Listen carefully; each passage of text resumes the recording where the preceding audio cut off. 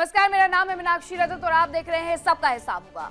आजकल एक अजीब सा नजारा देखने को मिलने लगा है। सरहद पार इजराइल और ईरान लड़ रहे हैं, लेकिन नेताओं के चोले में कुछ कट्टरपंथी लोग इसको भारत में राजनीतिक रूप देने में लगे हुए हैं और इसका असर जम्मू कश्मीर विधानसभा और साथ ही जम्मू कश्मीर की सड़कों पर बिल्कुल दिखाई दे रहा है। सदन में काम काज छोड़ करके विदेशी नेताओं की तस्वीरों के साथ जो हंगामा हुआ वो तो आप देख रहे हैं। जरा आप इस हंगामे को सुन भी लीजिए।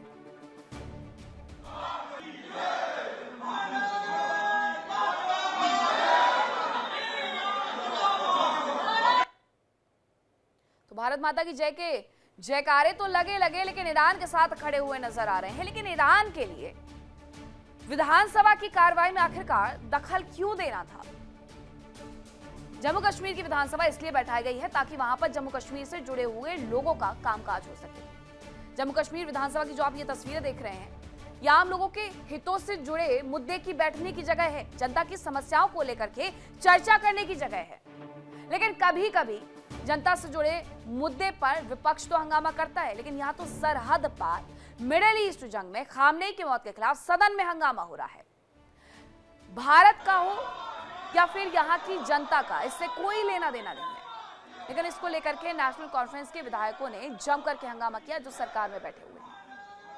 ईरान के पूर्व सर्वोच्च नेता अली खामनेई की मौत पर भारत के कुछ हिस्सों में मातम मनाया गया।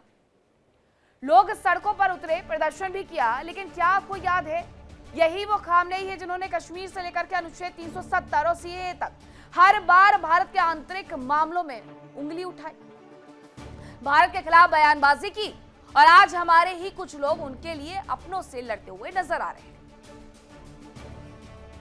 अब आपको बताते हैं कि जम्मू कश्मीर विधानसभा में आखिरकार क्या कुछ हुआ और ये पूरा मामला क्या है। तो जम्मू कश्मीर विधानसभा में ईरान के समर्थन में प्रदर्शन किया गया है। पोस्टर लहराए गए हैं अयातुल्ला अली खामनेई के। नेशनल कॉन्फ्रेंस के नेता ने जम करके नारेबाजी की है और खामनेई की तस्वीरों को लेकर के ईरान समर्थन में नारेबाजी की गई है। नेशनल कॉन्फ्रेंस के नेताओं ने खामनेई के पोस्टर भी इस दौरान लहराए हैं, जो उनके हाथों में आप साफ तौर पर देख सकते हैं, जो उनके हाथों में नजर आ रहे हैं। इसे लेकर के उनकी तरफ से यह हंगामा किया गया। ईरान के समर्थन में भारत में हो रहे प्रदर्शन को लेकर के एक कहावत बिल्कुल सटीक इन पर बैठती है कि बेगानी शादी में अब्दुल्ला दीवाना। लड़ाई उनकी, नेता उनके, तनाव हमारे देश में क्यों? विधानसभा जैसे लोकतंत्र के मंदिर को अंतर्राष्ट्रीय राजनीति का अखाड़ा बनाना न केवल गलत है बल्कि देश हित के खिलाफ भी है। खामनेई के समर्थन में जम्मू कश्मीर विधानसभा में कुछ हंगामे जो हुए हैं, उसके मायने क्या है वो मैं आपको समझा देती हूँ। मायने ये है कि व्यक्तिगत वैचारिक प्रदर्शन सदन की गरिमा के खिलाफ होता है, जो यहाँ पर देखने को मिला है। अलग अलग समुदाय के बीच में तनाव पैदा होने का डर भी इसकी वजह से बढ़ जाता है। इजराइल ईरान जंग पर देश में माहौल खराब करने की जो साजिश है वो अब विधानसभा के अंदर देखने को मिल रही है। वोट बैंक के लिए खास वर्ग को खुश करने की ये जो कोशिश है वो की जा रही है। अब जरा ये समझेंगे कि हमारी पहली वफादारी और प्राथमिकता हमारे अपने देश के लिए होनी चाहिए, ना कि वो जो हमारे ही देश की संप्रभुता पर सवाल उठाते रहे हों। आज इसी मुद्दे पर डिबेट की शुरुआत करेंगे। खास पैनल मेरे साथ जुड़ेगा, लेकिन सबसे पहले आपको एक रिपोर्ट दिखाते हैं।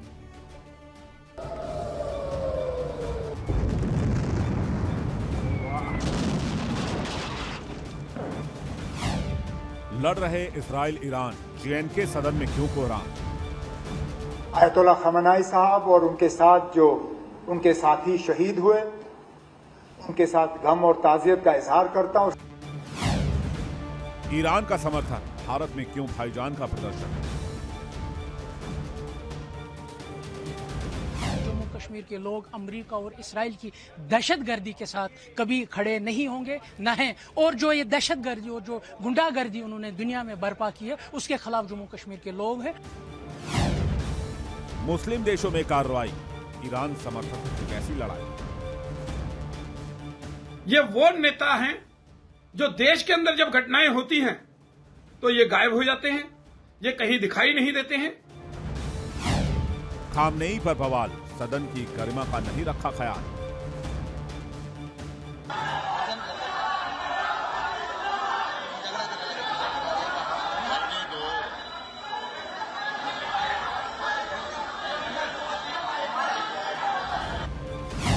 मुस्लिम देश बहरीन का ऐलान, ईरान समर्थक जाएं ईरान।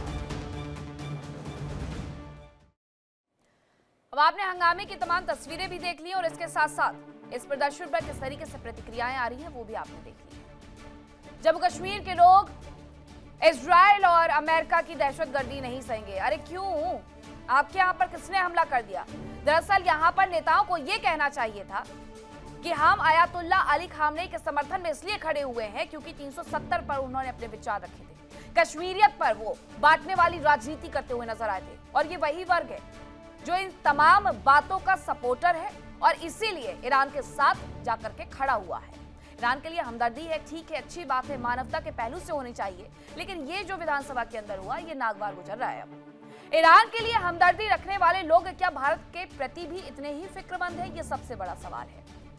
अब इसी पर करेंगे चर्चा की शुरुआत। कौन से मेहमान मेरे साथ जुड़ रहे हैं आपका परिचय करवा देती हूँ। मेरे साथ पंडित अजय गौतम जुड़ रहे हैं, हिंदू धर्मगुरु हैं। मेरे साथ आचार्य अरुण कृष्ण जुड़ रहे हैं, हिंदू धर्मगुरु हैं। फाजिल अहमद मेरे साथ जुड़ रहे हैं, मुस्लिम स्कॉलर है। इमरान खोकर मेरे साथ थोड़ी देर में जुड़ेंगे, मुस्लिम स्कॉलर है। एहसान अब्बासी जी राजनीतिक विश्लेषक है, मेरे साथ स्टूडियो में मौजूद हैं। और शेखर कुमार जी भी मेरे साथ जुड़ गए हैं, राजनीतिक विश्लेषक है। सबसे पहले एहसान अब्बासी जी, क्या है इसके मायने और विधानसभा में क्या कभी इस तरीके से देखा गया है? एक लंबे वक्त के से तो मुझे नहीं लगता कि ऐसी कोई तस्वीर सामने आई है कि कहीं पर कोई मामला चल रहा है। मिडिल ईस्ट खुद जो कंट्री है मिडिल ईस्ट की, वो खुद ईरान के साथ नहीं खड़ा हुआ है, लेकिन भारत में जम्मू कश्मीर में लोग उनके साथ खड़े हुए हैं और उसके लिए अपने लोगों के हक की बलि चढ़ा रहे हैं। उनके लिए बात ना करके ये बातें कर रहे हैं कि वहां क्या हो रहा है क्या नहीं हो रहा है। बिस्मिल्लाहिर्रहमानिर्रहीम। जय हिंद, वंदे मातरम, भारत माता की जय। मीनाक्षी, जो आज का दृश्य है बहुत दुखदायी है, नहीं होना चाहिए। जबकि हमारी चाहे लोकसभा हो चाहे विधानसभा हो, यहाँ देश के लिए, गरीबों के लिए, देश हित के फैसले लिए जाते हैं, ना कि किसी विदेशी मुल्क के लिए। मैं तो कहता हूँ भारत सरकार से सीधा सीधा इन सभी के ऊपर राष्ट्रद्रोह का मुकदमा दर्ज होना चाहिए। हमें अपनी विधानसभाएँ, हमें अपनी लोकसभाएँ, हमें अपने न्यायालय, हमें अपने जो भी संस्थाएं हमारी हैं वो देश के लिए हैं। हम अपने घर में नमाज पढ़ें, हम अपने घर में इबादत करें, हम अपने घर में दुआएं मांगें उनके लिए, अच्छी बात है। बिल्कुल बुरी पुलिस समझाते हुए नजर आ रही है, लेकिन इनका भिड़ना बंद नहीं हो रहा है, वो भी किसी और देश के लिए। मैं कहता हूँ अभी हमारा पड़ोसी मुल्क जो पाकिस्तान और अफगान में युद्ध हो रहा है रमजानों में, तो क्या उसके लिए भी ये करेंगे? तो ये तो जो हमारी विधानसभा है कश्मीर की, केवल कश्मीर की विधानसभा के केवल उन्हीं देशों के लिए है जिन देशों में आपस में मारकाटी हो रही है, चाहे वो पाकिस्तान अफगान हो, चाहे वो इराक हो, चाहे वो ईरान हो, चाहे कोई भी हो। बट हमारी विधानसभाएं हम उनके लिए इस्तेमाल नहीं करने देंगे। मैं देश का मुसलमान अपनी बड़ी जिम्मेदारी करना चाहता हूँ मीनाक्षी जी, हमारी विधानसभाएं, हमारे न्यायालय या हमारी फिर लोकसभाएं किसी भी विदेशी देश के लिए हम इस्तेमाल नहीं होने देंगे।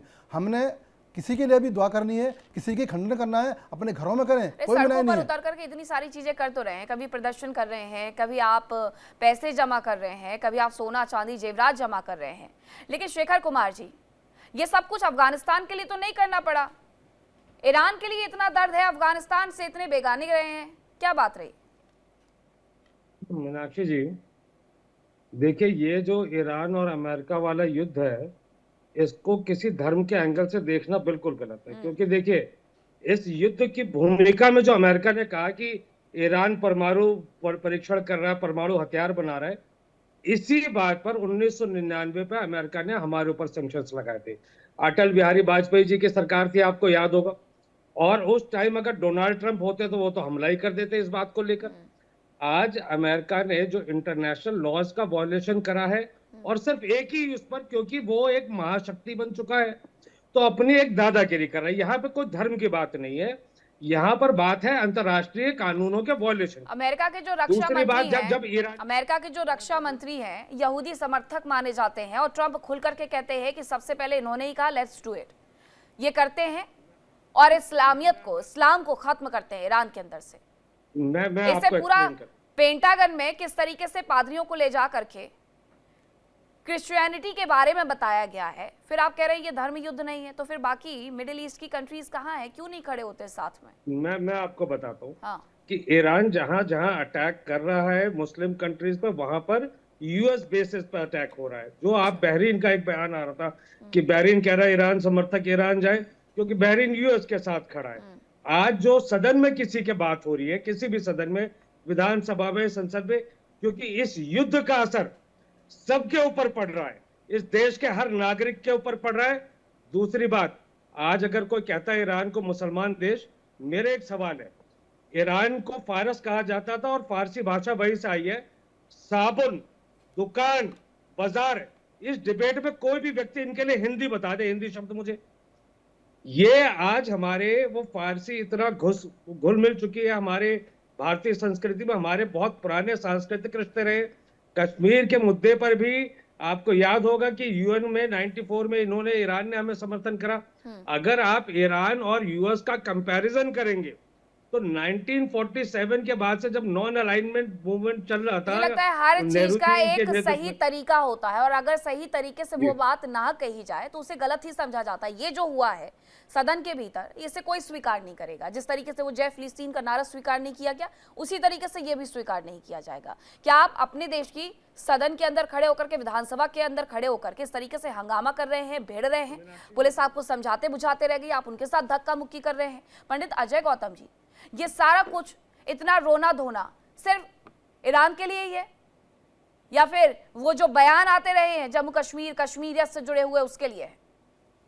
नहीं, ये देखिए, आप इससे पहले अगर समझे, जब म्यांमार के अंदर वहां के मुसलमानों को कुछ तकलीफ हुई थी और वहां की कंट्री ने उन्हें पीट पीट के, लात घूंसे बरसा के उन्हें अपने देश से निकाला था, जिन्हें रोहिंग्या कहते हैं, तो उनके प्रदर्शन के अंदर मुंबई के आजाद मैदान में यहीं के मुसलमानों ने जलसा किया। मीडिया की वो भी तोड़ दी गई, वहां पर जो स्वतंत्रता की जो अमर ज्योति थी उसको बुझा दी गई, महिला कांस्टेबलों के कपड़े फाड़ दिए गए। तो ये तो काम है इनका। ये तो कहीं भी मुसलमानों को लेके पूरी दुनिया में अगर कोई भी दंगा फसाद होता है या कोई भी कंट्री अपने देश की जो सुरक्षा को ध्यान में रखते हुए मुसलमानों के खिलाफ कोई भी एक्शन लेती है, तो भारत का जो मुसलमान है उसे अपने आप से जोड़ के देखता है। वो ये सोचता है कि वो जो म्यांमार में हो रहा है वो वहां नहीं हो रहा, वो उसकी झुग्गी बस्तियों के अंदर हो रहा है, और वो उसको लेकर यहाँ दंगा मचाता है। जिस देश की सरकारी प्रॉपर्टियों को तोड़ता है, यहाँ पे राष्ट्र के खिलाफ काम करता है, यहाँ पर अल्लाह अकबर के नारे लगाता है, निजाम मुस्तफा के नारे लगाता है, तो ये इनका काम है। ये इनका काम इसलिए है क्योंकि सरकार इनसे आयरन हैंड से निपटती नहीं है, और इनके समर्थक में राजनीतिक विश्लेषक जो है हमारे शेखर कुमार जी कूद जाते हैं, तो इन्हें ये बैकडोर से समर्थन भी करते हैं और शाहीन बाग ले जाके इनको बिरयानी भी खिलाते हैं। शाहीन बाग ले जाएंगे, इनको बिरयानी भी खिलाएंगे, फिर इनको बाहर से फंड भी मिल जाता है। तो ये एक ऑर्गेनाइज्ड बिजनेस बन गया है कि पूरे विश्व के मुसलमानों की समस्या कहीं भी हो। पंडित जी, एक लाइन का जवाब सुन लीजिएगा। मुल्क है। हाँ, अरे शेखर भाई, मैं तो बोल लूं, आपकी मर्जी हो तो मैं बोल लूं सर। जी, अब आप पूरा बोलिए। देखिए, ईरान खुद मुस्लिम देश है और ईरान जिनसे लड़ रहा है वो भी मुस्लिम देश है। सारे 56 मुस्लिम देश ईरान के खिलाफ है, एक भी देश नहीं है जो उसके साथ में खड़ा हुआ है।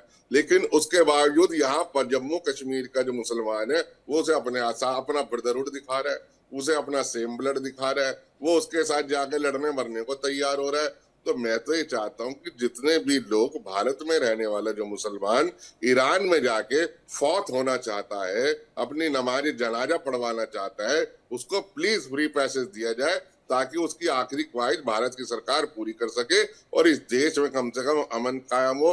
नहीं तो देखिएगा ये यहीं की यहाँ पब्लिक प्रॉपर्टी भी तोड़ेंगे, पीस भी खराब करेंगे, न्यूसेंस क्रिएट करेंगे, क्योंकि ये इनकी आदत है, ये इनका काम है और यही इनका स्वभाव है जो पिछले आजादी के बाद से ये देश आज तक भुगतता आ रहा है। और शेखर जी ने तो हलवाई बुला के बिरयानी बनवानी भी शुरू कर दिया। शेखर जी से एक छोटा सा जवाब ले लेती हूँ, उसके बाद अपने कुछ और गेस्ट का मैं रुक करूँ। छोटा सा बात है, मैं ये कह रहा हूँ कि जो आप हलवाई कह रहे हैं कि मैंने हलवाई बुला लिया, बिरयानी खिलाई या नहीं खिलाई, है पीछे बात है 2022 में हरदीप पुरी जी का ट्वीट है, बकरवाला में इनको रोहिंग्याओं को फ्लैट दिए गए, भारत सरकार ने दिए गए। अब भारत सरकार के आप समर्थन में नहीं है, हरदीप पुरी जी के समर्थन में नहीं है, आप वो रोहिंग्याओं को ऑफिशियली फ्लैट दे रहे हैं बकरवाला में, पूरा ट्वीट है, सारे डॉक्यूमेंटेड फैक्ट है।